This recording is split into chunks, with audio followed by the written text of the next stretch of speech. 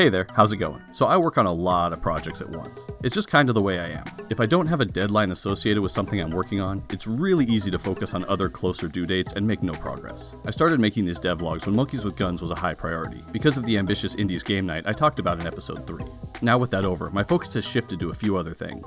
Mainly, a few games that I'm fixing up to license. But there are some elements there that are new to me, so it's taking me a little more time than I expected to get that stuff done. So unfortunately, that's where my game dev time has gone for the last 2 weeks or so. But don't worry, I'm not putting down Monkeys with Guns or even taking a break.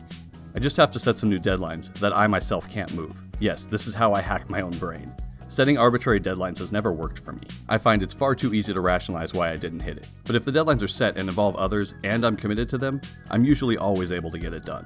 Luckily, the guys that run the 12-hour game jam that I go to are putting on a small convention called Indy Speak.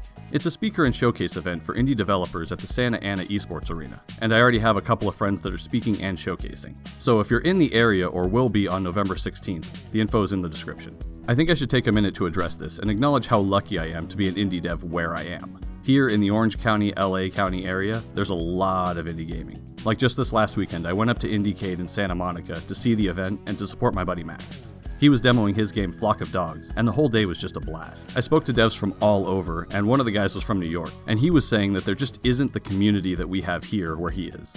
For those of you that don't live in an area with an indie game community, I feel for you. And I'm afraid I don't have much advice other than to try and start one yourself, but that's way easier said than done. I've been lucky enough to know many of the people organizing events in my area, and I just keep trying to help where I can and take part. But I can say that those organizers are just normal people with jobs, putting in the work to make something fun for everyone, so it is possible to do. So to anyone stuck in that situation right now, best of luck and I hope you find something good in the future.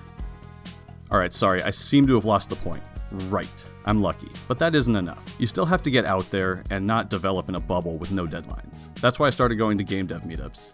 That's why I started my tutorial and devlog series here on YouTube. That's why I'm signing up to demo at Indy Speak, and I'm going to set a public beta release for Monkeys with Guns for the same day. So, November 16th, I will have a version of the game ready to play at the convention, and I will have the same build ready for anyone that isn't in the area to download and play. I've also talked to the Indy Speak guys about being a speaker as well, because it's something I've always wanted to do, I've never done, and it kinda scares me. But I'm still fighting the anxiety on that one, and I haven't filled out the paperwork yet. I'll keep you updated. So that gives me a little under a month to get updates into the game and ready for download. Aside from getting all the menus up and running like I talked about last time, I would also like to add some new content as well. First of which will be new skins that I will start for Halloween. I'll show them all off here in a few weeks, but I'll post about them on my Twitter as I make them leading up to the 31st. I'm also planning to do some polls to choose what to work on as well, so feel free to follow if you want to join in the fun. My other big to-do will be to get more polished sound effects implemented. Currently, it's just the alpha sound effects, which for the most part were just thrown in over an evening.